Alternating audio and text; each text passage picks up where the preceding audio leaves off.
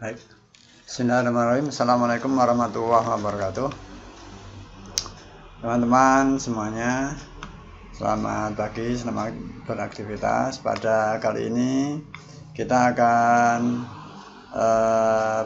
berdiskusi sejenak tentang jenis-jenis skala. Kita tahu ini adalah bagian awal sebelum kita belajar tentang statistik. Ya. Skala itu adalah alat ukur. Skala itu alat ukur. Ya. Jadi di statistik maka kita juga mengenal adanya skala. Di statistik, pada saat kita belajar statistik, kadang-kadang kita kan sering disuguhi dengan data-data dan angka. Nah, angka itu punya makna yang berbeda-beda tergantung dari skalanya. Ya, 1, 2, 3, 4, 5 sampai 9 sampai 0 itu maknanya bisa berbeda-beda tergantung skalanya atau alat ukurnya. Nah, skala yang pertama ya, kita kenal dengan adanya skala nominal. Ya, skala nominal ini adalah skala yang menghasilkan nama atau tanda. Ya, jadi kalau ada angka, kok dia maknanya itu adalah menggantikan nama atau tanda, maka dia skalanya itu nominal. Misalnya jenis kelamin, laki-laki, perempuan, kita beri tanda laki-laki 1, perempuan 0 misalnya, atau sebaliknya, laki-laki 0, perempuan 1 misalnya. Kemudian tempat tinggal misalnya, oh ya berasal dari Salatiga 1, kemudian Kabupaten Boyolali 2, Kabupaten Semarang 3, Kabupaten Magelang 4 dan seterusnya. Ya. Itu 1, 2, 3, 4 itu adalah tanda. Ya. Itu tanda. Jadi masing-masing angka itu ya dia hanya tanda saja bahwa 1 itu laki-laki, 0 itu perempuan, 1 itu Salatiga dan seterusnya. 2 itu Boyolali gitu. Jadi tidak menunjukkan urutan apa-apa atau menunjukkan 1 itu lebih baik daripada 0, bukan. Atau 2 itu lebih baik daripada 1, bukan. Atau sebaliknya 2 itu lebih jelek daripada 1, bukan juga. Jadi 1, 2, 3 itu tanda saja. Ya. Gunanya apa skala nominal itu? Digunakan untuk mengukur frekuensi. Misalnya laki-laki ada berapa, perempuan ada berapa, oh yang tinggal di Salatiga berapa orang gitu ya. Nanti kan kita bisa identifikasi, oh yang Salatiga diberi angka 1 itu ada sekian orang gitu ya. Itu untuk menghitung frekuensi seperti itu. Itu skala nominal. Ya. Jadi sekarang ini skala nominal itu adalah tanda. Yang kedua adalah skala ordinal. Ordinal itu skala yang menunjukkan jenjang, urutan. Ya. Urutan. Misalnya pemenang MotoGP misalnya. Oh, urutan 1 itu Marc Marquez ya, misalnya. Urutan kedua itu Rossi. Urutan ketiga itu misalnya siapa ini? Siapa misalnya ya? Ya siapa begitu ya. Jadi itu 1, 2, 3 itu urutan. Atau misalnya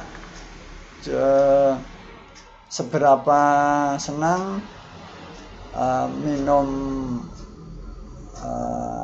minum air putih kemasan misalnya.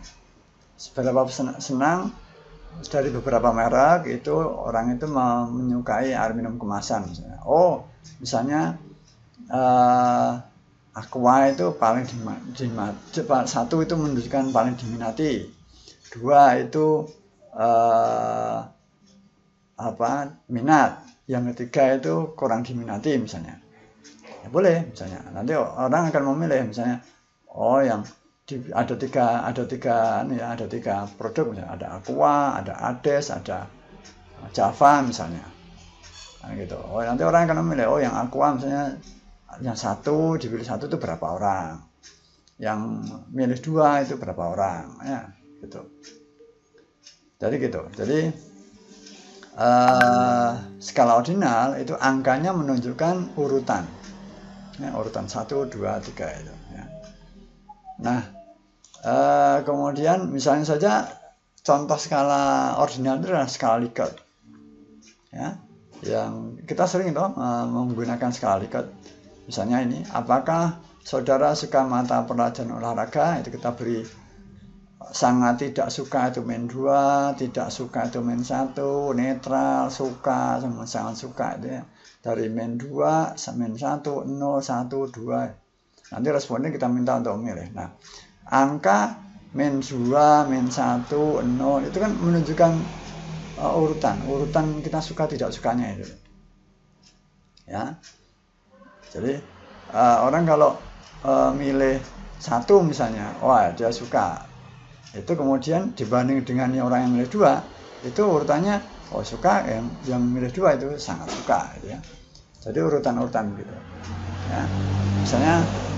Misalnya lagi apakah olahraga dalam mata pelajaran yang bermanfaat? Kita tanya pada responden begitu.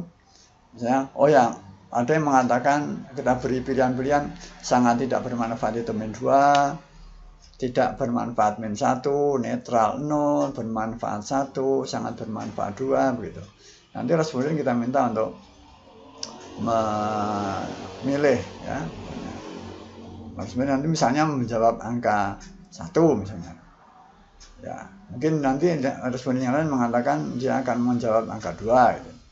Nah, 1, 2 itu menunjukkan urutan urutan pendapat responden tentang kemanfaatan mata pelajaran olahraga. Nah, kita tahu skala Likert itu angkanya dari beberapa skala itu kemudian dari beberapa kuesioner itu kemudian kita jumlah, kemudian kita hasilkan.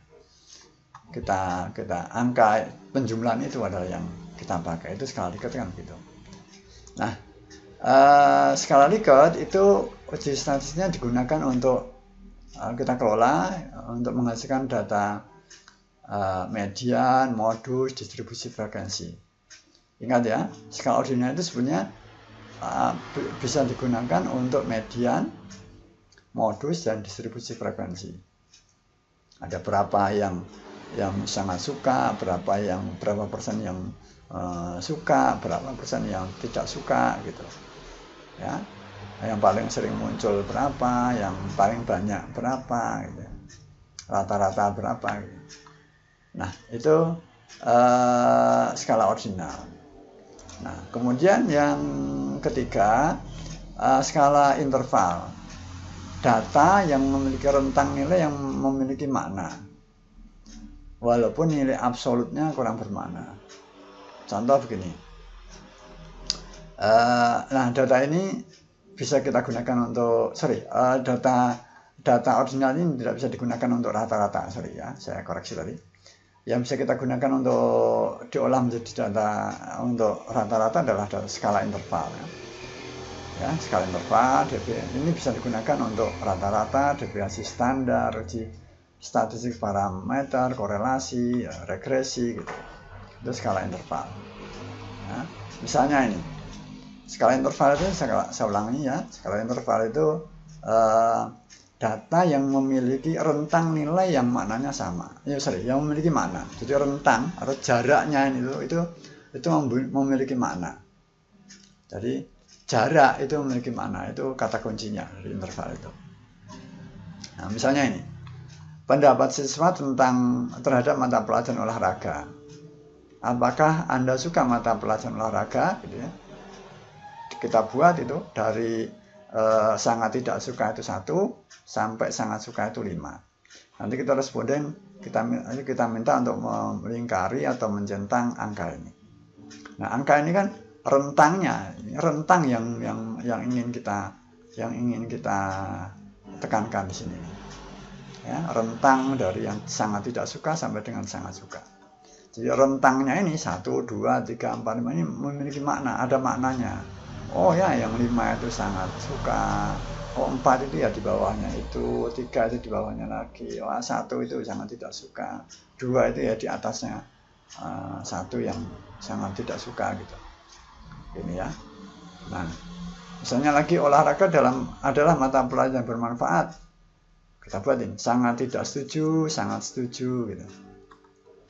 Lain cara kita bertanya untuk menghasilkan skala interval dengan cara kita bertanya untuk menghasilkan skala ordinal. Kalau skala interval itu begini, apakah Anda suka mata pelajaran olahraga? Kita responding, kita suguhi pilihan untuk sangat tidak suka, sangat suka dari 1 sampai 5 atau 1 sampai 10 gitu ya.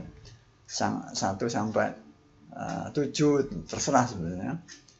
Nah, tapi lain dengan skala ordinal, biasanya responden kita beri pilihan begini. Jadi 1 itu apa, 2 itu apa, 3 itu apa gitu ya. Gitu ya. Misalnya pilihan jurusan paling dinikmati ya, dengan menuliskan angka IPS itu kita beri 1, IPA berapa gitu ya. Nah, kemudian setelah skala interval ada skala rasio. Skala rasio itu sebenarnya skala interval yang nilai nolnya itu memiliki makna ya. Misalnya pengukuran panjang ya, panjangnya 0 ya kan ya, 0 cm misalnya. Oh ya, maknanya ya 0 berarti ya tingginya 0 cm misalnya, 5 cm, 10 cm, beratnya 0 kilo, ya berarti ya nggak ada beratnya ya gitu ya. Misalnya ada pertanyaan, berapa uang saku per hari? 100, 200, atau berapa uang yang ada di kantong saku saudara? Kalau nggak ada uangnya, wah nggak ada uangnya, berarti 0 kan? 0 ke mananya apa? Oh, mananya nggak ada uangnya. Gitu. Berapa uang saku per hari? Wah, saya nggak pernah dikasih uang saku. Nah, berarti kan 0. 0 berarti apa maknanya? Nggak pernah dikasih uang saku kan gitu. Ya, ya saya kira itu. Kemudian teman-teman sekalian,